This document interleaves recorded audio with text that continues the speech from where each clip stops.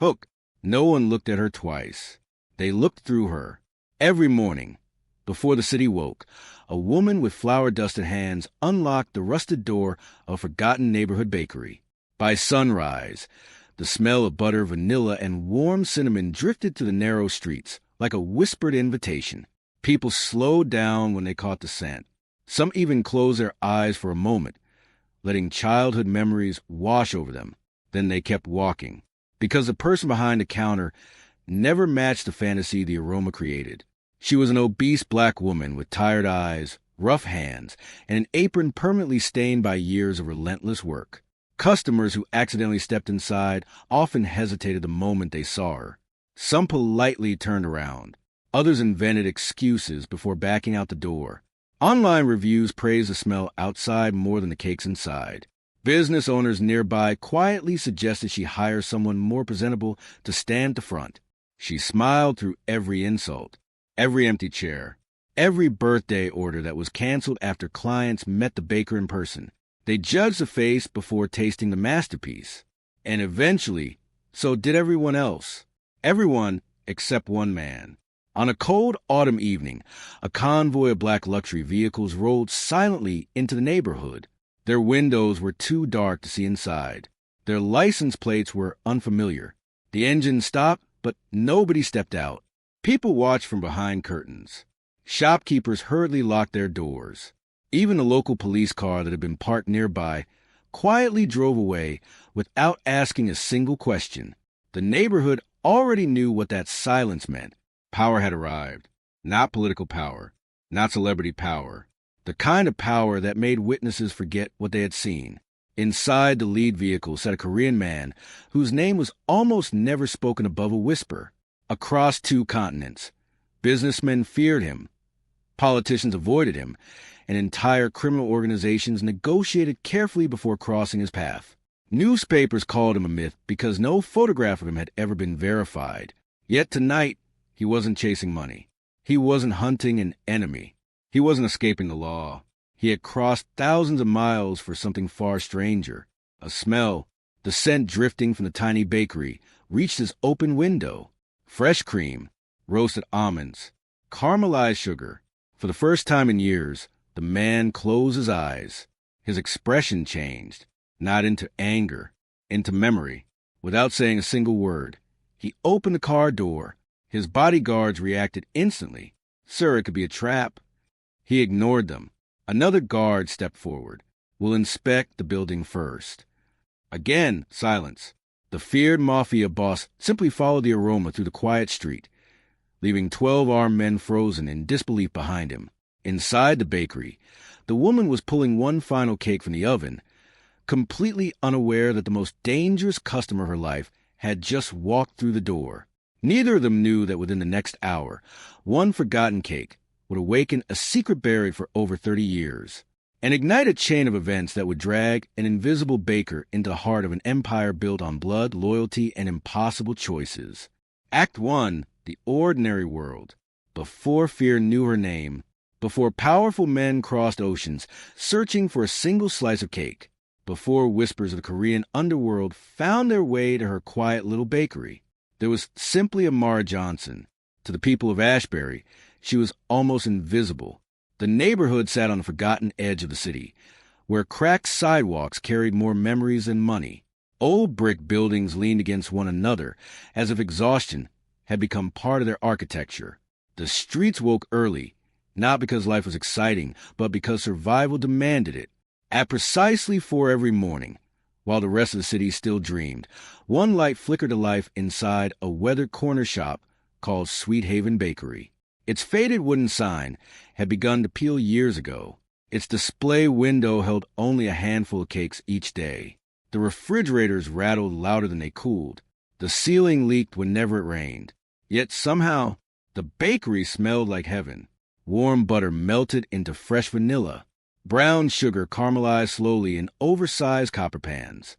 Fresh bread crackled as it cooled beside fruit-filled pastries. People often joked that the aroma deserved its own address. The irony was cruel.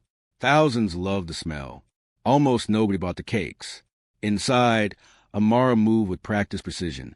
Despite her size, she carried herself with surprising grace. Every movement had purpose.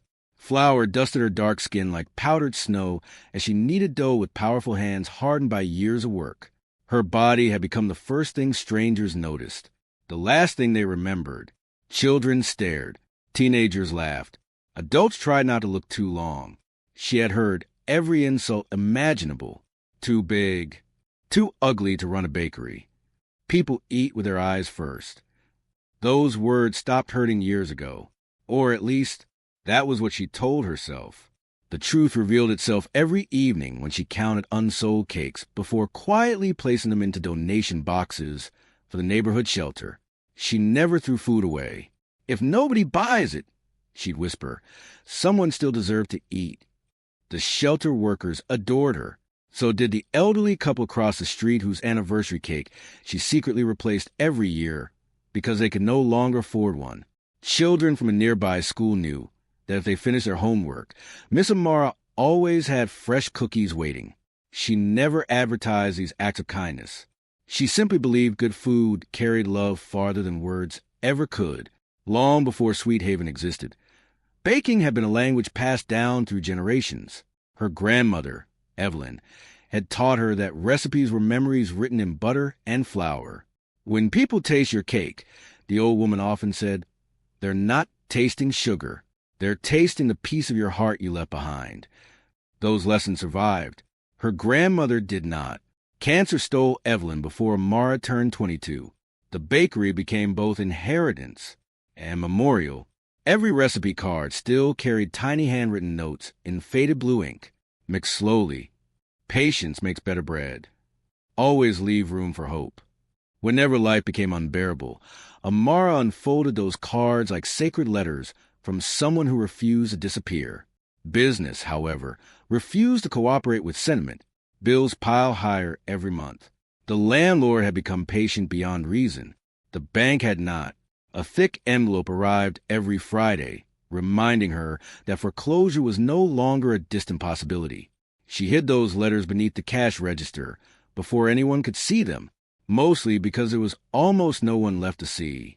Her only employee, an energetic 17-year-old named Lily, worked afternoons after school.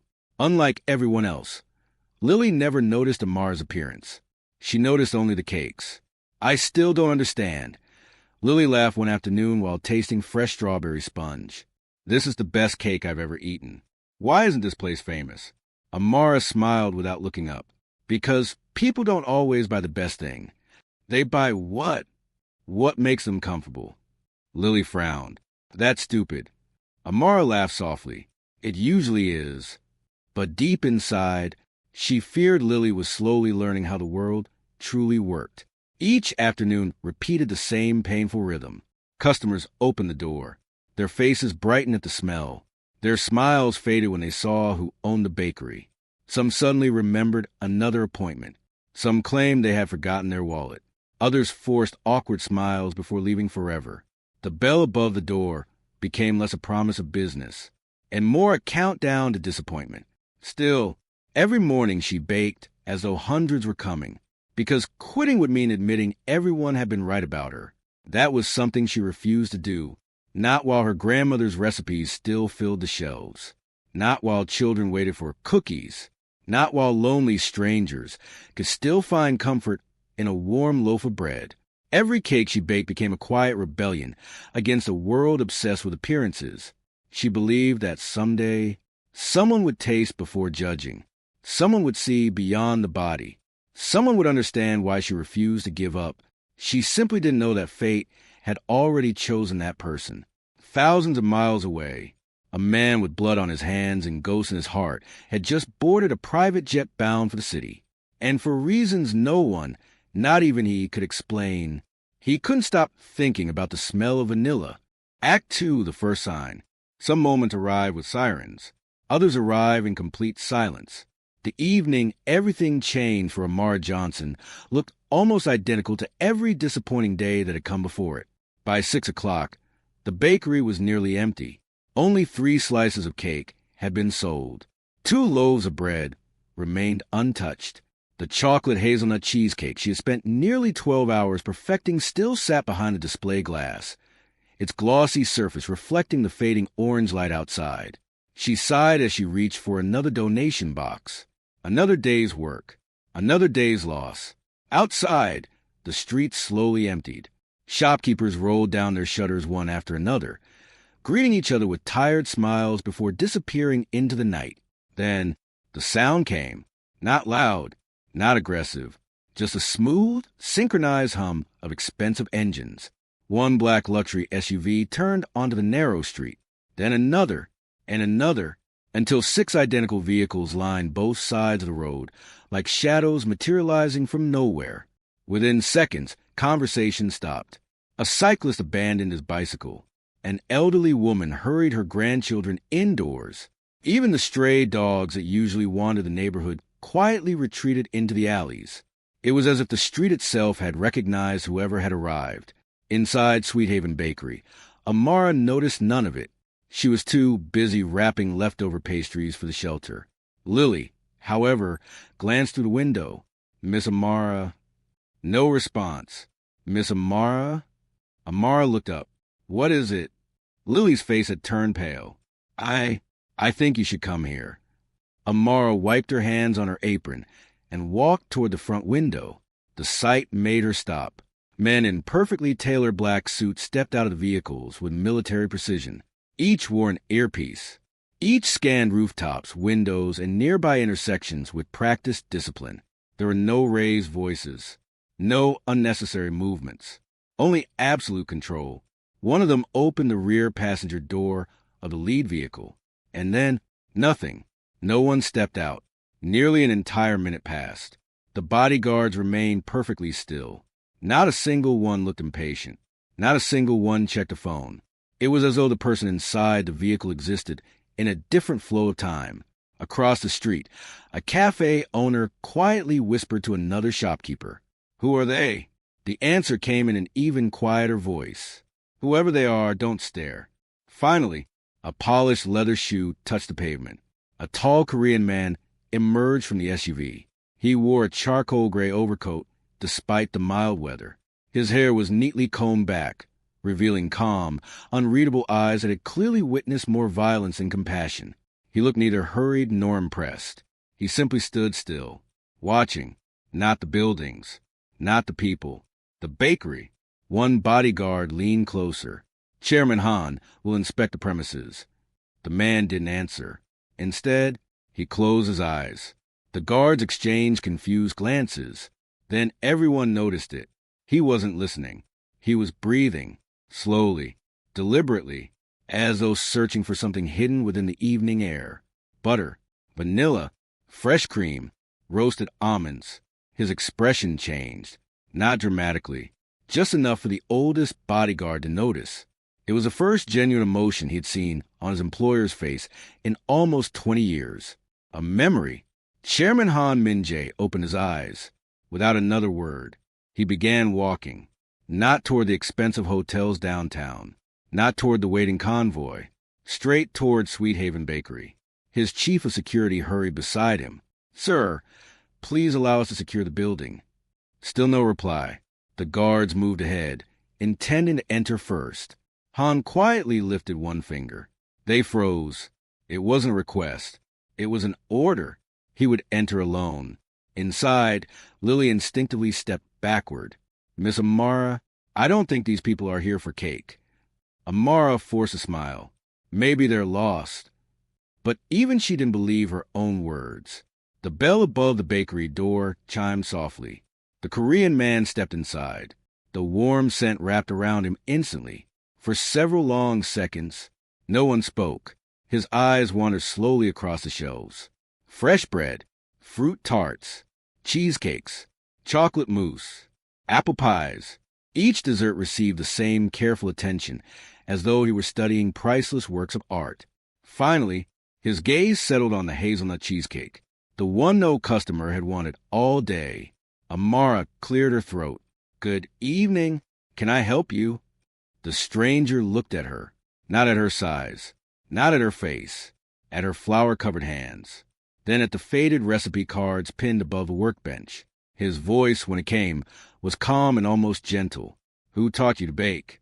The question caught Amara completely off guard. "My grandmother." A long silence followed. Then, for the first time, the man smiled. It was small, almost invisible, but genuine. "I thought so." Before Amara could ask what he meant, he pointed toward the cheesecake. "I'll take that one." She carefully boxed cake, expecting him to ask for the price. Instead, one of the bodyguards silently placed a black credit card on the counter. Amara processed the payment. The machine flashed, declined. An awkward silence filled the room. The bodyguard immediately reached for another card. Declined. A third. Declined. Lily blinked in disbelief. How could men who arrived in millions of dollars worth of vehicles have credit cards that didn't work? Han Min-jae quietly reached into his coat pocket. He placed several folded bills on the counter. Old, American, exactly enough to pay for the cake. No receipt. He picked up the box himself. The bodyguards looked horrified. They had never seen him carry anything. As he reached the door, he stopped without turning around. "Tomorrow morning," his voice was softer now, "please bake the same cake again." Then he walked into the night. The convoy disappeared as mysteriously as it had arrived. Within minutes, the neighborhood returned to life. People stepped outside. Conversations resumed. But inside Sweet Haven Bakery, something felt different. Amara stared at the old American bills, still lying in the register. Each one had been printed over 30 years earlier, and tucked carefully between two of the notes was a tiny yellowed photograph. It showed a much younger Han Min-jae standing beside a smiling elderly black woman, the very same woman whose picture still hung on the bakery wall, Amara's grandmother. On the back of the photograph, in faded handwriting, were 6 chilling words. "Find me when the recipe returns." Act 3, Refusal or Doubt. Some mysteries don't ask for your attention. They demand it. Amara stared at the faded photograph, so long that the world around her seemed to disappear. The laughter outside, the passing traffic. Even Lily calling her name faded into a distant echo. Her fingers trembled. There was no mistake. The smiling woman in the photograph was Evelyn Johnson. Her grandmother looked nearly 30 years younger, wearing the same white apron she had kept until the day she died. Around her neck hung the tiny silver pendant she never removed, and her warm smile was exactly as Amara remembered. Standing beside her was a Korean man who had just walked out of the bakery. Only he looked different. Younger, less guarded. His eyes still carried hope. "What is it?" Lily asked softly. Amara handed her the picture without speaking. Lily frowned. "Isn't this—" "My grandmother." "Who's the man?" "I don't know." The answer sounded weak, even to Amara, because she suddenly remembered something she hadn't thought about in years. When she was a little girl, Evelyn would sometimes disappear into the kitchen late at night after closing the bakery. She would lock every door, draw every curtain, and prepare one cake using ingredients she never allowed anyone else to touch. Whenever young Amara asked who it was for, her grandmother always gave the same answer, an old promise. Nothing more. At the time, it sounded like one of those strange things grandparents said. Now, it felt like the beginning of something she had never been meant to uncover. That night, Amara couldn't sleep. The photograph rested on her bedside table. Every few minutes she picked it up again, searching for details she had somehow missed. There was a mountain in the background, a small wooden house, a handwritten date. But it was the back of the photograph that haunted her most. "Find me when the recipe returns." What recipe? Return from where? And why had her grandmother never mentioned a Korean man? She opened the old cedar chest that had belonged to Evelyn. Inside were recipe books, faded aprons, handwritten journals, and dozens of family photographs. She searched until nearly dawn. Nothing. No Han. No Korea. No explanation. Only one odd discovery. Several pages had been carefully cut from her grandmother's oldest recipe notebook. Not torn. Removed with precision. Someone had wanted those pages gone. The next morning, Sweet Haven Bakery opened as usual. The smell of fresh vanilla drifted into the street. But Amara wasn't herself. She kept glancing toward the window, waiting, half hoping the mysterious stranger would return, half praying he wouldn't. Lily noticed immediately. "You think he'll come back?" "I don't know. But you're expecting him." "I'm expecting answers." Hours passed. Regular customers came and went. An elderly teacher bought cinnamon rolls. 3 school children shared a chocolate tart. Nothing unusual happened. By noon, Amara began convincing herself the previous night had been nothing more than an impossible coincidence. Then she noticed them. 2 men. Neither entered the bakery. Neither bought anything. They simply stood across the street, pretending to read newspapers. Every few minutes, one of them looked toward the bakery window. Lily whispered, "They've been there for almost an hour." Amara forced herself to stay calm. They're probably waiting for someone. But deep inside, she knew they weren't. Across the city, Han Min-jae sat alone in the top floor of an unmarked office building. The room overlooked miles of skyline, yet he wasn't watching the city. The untouched cheesecake sat on the table before him. Around him stood 6 of his most trusted advisors. No one spoke. They had learned long ago that silence often revealed more than questions. Finally, Han opened the cake box. The smell escaped instantly. Vanilla, brown butter, hazelnut. He closed his eyes. For a brief moment, the feared Mafia chairman was no longer in a modern skyscraper. He was a frightened 17-year-old refugee standing in a tiny countryside kitchen. A black woman hummed softly while teaching him how to fold cake batter without breaking the air inside it. "People reveal themselves by how they bake," she had told him. "The angry ones rush. The selfish ones measure only for themselves. The lonely ones always make enough for 2. He remembered every word, because that woman had saved his life. One of the advisors broke the silence. "Chairman, is it really her recipe?" Han slowly nodded. "No." The room stiffened. "It is better." They exchanged confused glances. "It belongs to her granddaughter." Back at the bakery, the afternoon became stranger. A luxury florist delivered 24 white lilies. There was no sender. An hour later, an expensive box of imported baking chocolate arrived. Again, no sender. By evening, someone anonymously paid 3 months of the bakery's overdue electricity bill. Then another envelope appeared beneath the door. Inside was only one sentence. Some promises should remain buried. There was no signature, no return address, only a single black chess piece. A king. Lily looked frightened. "We should call the police." Amara reached for the phone, then stopped. How exactly would she explain this? A mysterious businessman, an old photograph, anonymous gifts, a chess piece. It sounded insane. That evening, as she locked the bakery, she felt eyes watching her. The street looked empty. Still, the feeling refused to leave. She turned the corner toward her apartment. Footsteps, soft, measured, behind her. She walked faster. The footsteps matched her pace. Her heartbeat quickened. She stopped. So did they. She spun around.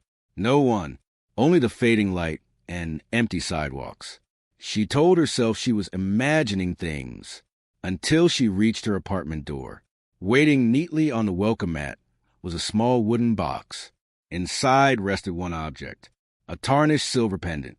The same pendant her grandmother had worn every day, the same pendant that had supposedly been buried with her. Attached to it was another handwritten note. This one contained only 4 words. "He finally found you. Act 4, crossing the line." There are moments in life when walking away is still an option. This wasn't one of them. Amara held the silver pendant in her trembling hands long after midnight. The tiny locket was cold against her skin, yet it carried the unmistakable warmth of memory. She remembered tracing its delicate carvings as a child while sitting on her grandmother's lap. Evelyn had always laughed whenever Amara tried to open it.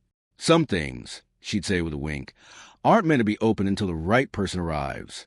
At the time, it sounded like another harmless family saying. Now it sounded like a warning. She pressed the hidden latch. For the first time in nearly 20 years, the pendant opened. Inside wasn't a photograph. It was a folded piece of rice paper, aged and yellow with time. On it was a single address, No city, no country, just a warehouse number near the city's abandoned shipping docks. Below it, written in Evelyn's unmistakable handwriting, were 7 words. Trust a baker before you trust a king. Amara read the sentence again, and again. None of it made sense. Who was the baker? Who was the king? And why had her grandmother hidden this inside a necklace she never allowed anyone to touch? The next morning, she made the decision she had resisted since finding the photograph. She closed the bakery, for the first time in 12 years. A handwritten sign hung on the front door. Closed today. Family emergency. The words felt strangely appropriate, because, whatever this was, it had become family. Lily arrived moments later, surprised to find the doors locked. You never close. I know. Where are you going? Amara hesitated. I honestly don't know. Lily looked at her carefully. Then you're definitely not going alone. Within minutes, the 2 women climbed into Lily's aging hatchback and drove toward the abandoned harbor. The city changed with every mile. Busy shopping streets gave way to neglected industrial blocks. Restaurants disappeared. Streetlights became fewer. Rust covered everything. Even the air smelled different. Salt, oil, and forgotten history. Finally, they reached Warehouse 17. It stood alone near the waterfront, surrounded by stacked shipping containers and broken fences. Every instinct told them to leave. Instead, Amara stepped out. The warehouse door wasn't locked. It slowly creaked open with the slightest push. Dust floated through narrow beams of sunlight that slipped through holes in the roof. The building appeared abandoned. Empty crates. Broken machinery. Silence. Then, a voice echoed from somewhere inside. You took longer than your grandmother. Amara froze. An elderly man slowly emerged from the shadows. His white apron was faded with age. His hands were covered in flour. His eyes were watching her as though he'd been expecting this meeting for decades. You must be Mr. He smiled. My name doesn't matter anymore. He gestured toward a wooden workbench. What matters is hers. Resting on the table was an old leather recipe book. Amara's heart stopped. It matched the missing pages from her grandmother's collection perfectly. You knew Evelyn? The old man laughed softly. I owed her my life. He gently placed the recipe book into Amara's hands. She told me this day would come. Lily whispered, Who are you? I was once the finest baker in Seoul. He paused. Until the Mafia burned my bakery to the ground. The room fell silent. Amara looked up slowly. What does that have to do with my grandmother? The old man's expression darkened. Everything. 35 years earlier, a young Korean orphan named Han Min-jae had escaped a violent criminal syndicate. Hungry, wounded, alone, he had hidden inside the cargo hold of a shipping vessel bound for America. The first person to discover him wasn't a police officer or a sailor. It was Amara Johnson. She had been traveling as part of a humanitarian baking program, teaching communities how to rebuild businesses after economic collapse. Instead of reporting the frightened teenager, she fed him, protected him, and taught him to bake.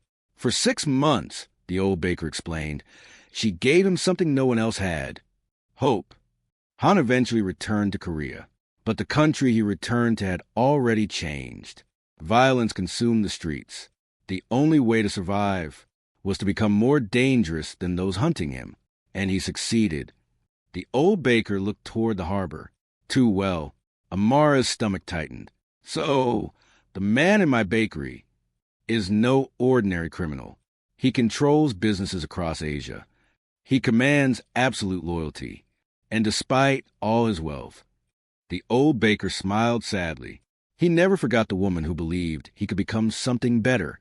Amara sat quietly, trying to reconcile the image of the calm man who bought cheesecake with the portrait of someone capable of building a criminal empire.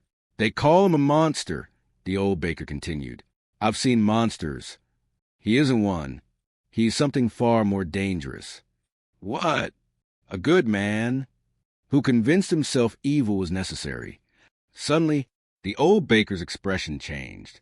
He looked toward the warehouse entrance. Listening, several black SUVs rolled into the harbor. Not Han's convoy. Different vehicles. louder, more aggressive.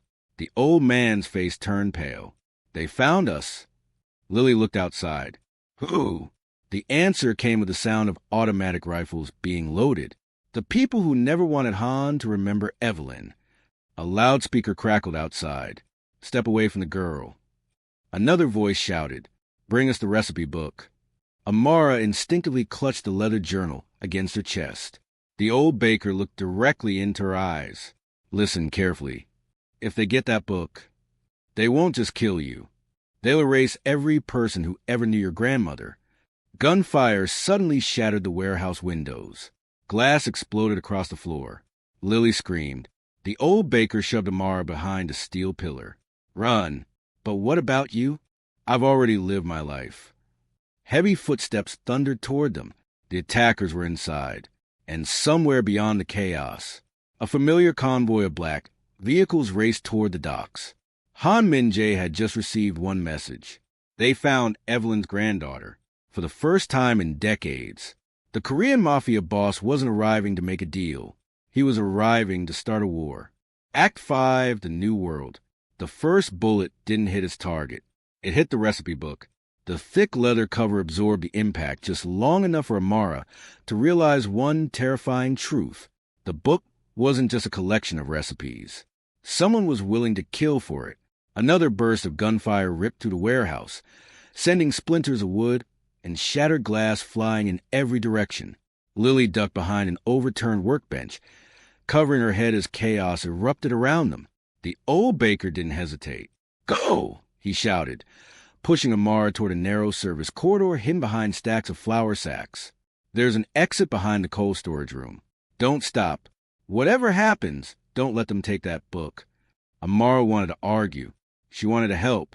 But another volley of bullets slammed into the pillar inches from where she stood. Survival made the decision for her. Outside, the abandoned harbor exploded into violence. Black SUVs screeched across the cracked pavement. Men in tactical gear poured out, weapons raised. Seconds later, another convoy arrived. Silent, disciplined, the doors opened in perfect unison. Han Min-jae's security team moved like a single organism. No shouting, no panic, only precision. Their leader, Kang Dae-ho, surveyed the battlefield with a single glance. Protect Chairman Han. Before anyone could respond, Han stepped past them. His voice remained calm. Find the girl. One guard protested. "Sir, it's too dangerous." Han didn't even look at him. "If they reach her first." He paused. "Everything Evelyn sacrificed dies today." The guards needed no further explanation. Inside the warehouse, Amara and Lily burst through the narrow corridor into a forgotten baking room. Rusted ovens lined the walls. Broken mixing bowls lay scattered across the floor. The place smelled faintly of old yeast and smoke, as though decades of memories had seeped into the bricks. Then Amara noticed something strange. The ovens weren't ordinary. Each door bore the same carved symbol that decorated her grandmother's silver pendant, 3 wheat stalks tied together with a ribbon. The symbol appeared again on the cover of the recipe book, and again on the wall, beneath layers of peeling paint. "What does it mean?" Lily whispered. Before Amara could answer, a familiar voice echoed from behind them. "It means you're standing inside the last sanctuary." Han Min-jae emerged from the shadows. His overcoat was stained with dust. A thin line of blood ran across his forehead where a piece of flying glass had cut him, yet his expression remained composed. This time, however, there was something different in his eyes. Not authority, regret. For several long seconds, neither of them spoke. Finally, Amara broke the silence. "You knew my grandmother." Han lowered his head. "I owe her more than I can ever repay." "You lied." "I hid the truth." "That's the same thing." He accepted the accusation without defending himself.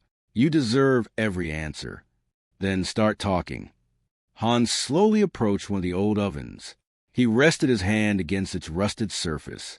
"Your grandmother didn't simply teach people how to bake." He looked directly at Amara. "She created something much greater." Amara frowned. "What are you talking about?" "A network. A family. Across 4 continents." He paused. Whenever wars, famine, or crime destroyed communities, bakers trained by Evelyn rebuilt them. They opened bakeries. They employed widows. They fed children. They gave former criminals honest work. They became places where hope could survive. Amara struggled to process what she was hearing. So, these recipes, they were never just recipes. They were symbols. Each bakery recognized the others through specific techniques and ingredients. The recipes carried messages, instructions, safe locations, hidden identities. Lily stared at the old leather book. So it's like a map. Han nodded. A map to people who have spent decades protecting one another. Amara's world tilted. Everything she believed about her grandmother suddenly seemed far too small. Evelyn hadn't simply owned a neighborhood bakery. She had quietly built a global network of compassion hidden in plain sight. One loaf of bread at a time, one cake at a time, one life at a time. And now, that network was in danger. A radio crackled from one of Han's bodyguards. "Chairman, we've secured the outer perimeter." Another voice interrupted. "No, sir. There are more vehicles approaching." Kong looked through a shattered window. His face hardened. "This isn't a recovery team. It's an execution squad." Han closed his eyes briefly. "They've chosen war." Amara stepped back. "I don't belong in this." Han looked at her with quiet certainty. "You already do. I just bake cakes." So did Evelyn. "I can't fight criminals." "No." He gave the faintest smile. "But you can remind people why they're worth saving." The word struck something deep inside her. For years, she had believed her bakery was insignificant, just a failing business no one wanted. Now she was learning it had always been part of something far greater. Outside, explosions shook the harbor. The old warehouse trembled. Dust rained from the ceiling. One of Han's guards rushed inside. "Chairman, they breached the eastern entrance." Another guard shouted from the corridor. "We have less than 2 minutes." Han reached into his coat and removed a small carved wooden box. He placed it into Amara's hands. "If anything happens to me..." She immediately shook her head. "No, you must listen." I said no. For the first time since meeting him, Han smiled like the frightened teenager Evelyn had rescued decades earlier. "You're exactly like her." He gently closed her fingers around the box. "Inside is the only key that can unlock the final chapter of your grandmother's recipe book." Amara looked down at it. "What final chapter?" Han's smile disappeared. The one Evelyn never wanted anyone to find. A deafening explosion tore through the warehouse wall. Concrete collapsed. Smoke swallowed the room. As armed men poured through the breach, one voice echoed above the chaos. "Kill Han, Min-jae." A second command followed immediately. "But bring the baker alive." Act 6, Small Victories. The first instinct was to run. The second was to fight. Amara had never held a weapon in her life. The heaviest thing she carried each day was a 50-pound bag of flour. Violence belonged to the evening news, not to a woman whose greatest concern had always been whether bread would rise before sunrise. Yet as armed men flooded the warehouse, she understood something with chilling clarity. They weren't chasing Han anymore. They were hunting her. "Move!" Kong grabbed Amara by the shoulder and pulled her behind a row of industrial ovens just as bullets shredded the wall behind them. Han's security team responded with frightening discipline. Every movement was calculated. Every shot had purpose. Within seconds, they transformed the abandoned bakery into a fortress. Lily crouched beside Amara, her breathing uneven. I can't do this." Amara reached for her hand. "Neither can I. But we're still here." For the first time since the nightmare began, the two women found courage in each other's fear. Outside, rain began to fall. Heavy drops struck the rusted roof like a drumbeat, announcing the beginning of something much larger. The harbor lights flickered through the smoke. Sirens echoed in the distance, but no police cars appeared. Han noticed. They've already paid someone. Kong nodded grimly. They always do. The attackers pushed deeper into the warehouse. Then something unexpected happened. A loud horn echoed across the docks. Everyone looked toward the entrance. One delivery truck, then another, then 5 more. Old bread delivery vans rolled into the harbor from every direction. The armed men hesitated. The back doors swung open. Instead of gunmen, dozens of ordinary bakers stepped out. Men, women, young apprentices, gray-haired pastry chefs. Each wore a flour-stained apron. Each carried nothing more threatening than wooden bread peels, rolling pins, heavy mixing paddles, and iron baking trays. They weren't soldiers. They were bakers. One elderly woman stepped forward. She looked directly at Han. "You called." Han bowed his head slightly. "I hope you still remembered." She smiled. Evelyn taught us never to forget family. Behind her, more vans arrived. Some displayed French bakery logos, others Japanese, Brazilian, Nigerian, Italian, Mexican, German. Within minutes, more than 100 bakers stood shoulder to shoulder across the harbor, not because they expected to win a gunfight, because one woman had once fed them, trained them, or saved someone they loved. Evelyn's legacy had answered the call. Watching from the warehouse doorway, Amara felt tears well in her eyes. Her grandmother had never spoken about any of this. She had never bragged, never written a book, never accepted awards. She had simply baked, day after day, year after year, quietly changing lives, until those lives stretched across the world like invisible threads. Han spoke softly. "Now you understand." Amara nodded. "This," she looked at the crowd, "was her family." "No." Han's voice carried unusual warmth. "It is yours now." The attackers realized they had lost the advantage. This was no longer an easy extraction. Confusion spread through their ranks. Several retreated. Others lowered their weapons, unsure whether to fire into a crowd of unarmed civilians. The hesitation was enough. Han's security team moved swiftly, surrounding the remaining gunmen and forcing them to surrender. For the first time since the nightmare began, silence returned to the harbor. Hours later, emergency crews finally arrived. The attackers had disappeared into police custody. The wounded received treatment. Reporters gathered outside the docks, but no one could explain what had happened. Officially, it had been an industrial accident. Unofficially, a war had been postponed, not ended. As dawn broke over the city, Sweet Haven Bakery reopened, against all logic, against every warning, against Han's advice to remain hidden. "I have customers," Amara said simply. She tied on her apron, turned on the lights, and began mixing batter. The familiar rhythm steadied her heart. Butter, sugar, eggs, flour. Some things refused to change. At exactly 8 o'clock, the bell above the door rang. The first customer entered, then another, then 5 more. Word had spread, not about the gunfight, about the cake. People who had once walked past without entering now formed a line stretching down the sidewalk. Some had traveled for hours. Others simply wanted to meet the woman whose baking had brought the world's most feared man to tears. For the first time in years, every cake sold out. Lily laughed as they closed the empty display case. "You did it." Amara smiled. "We did."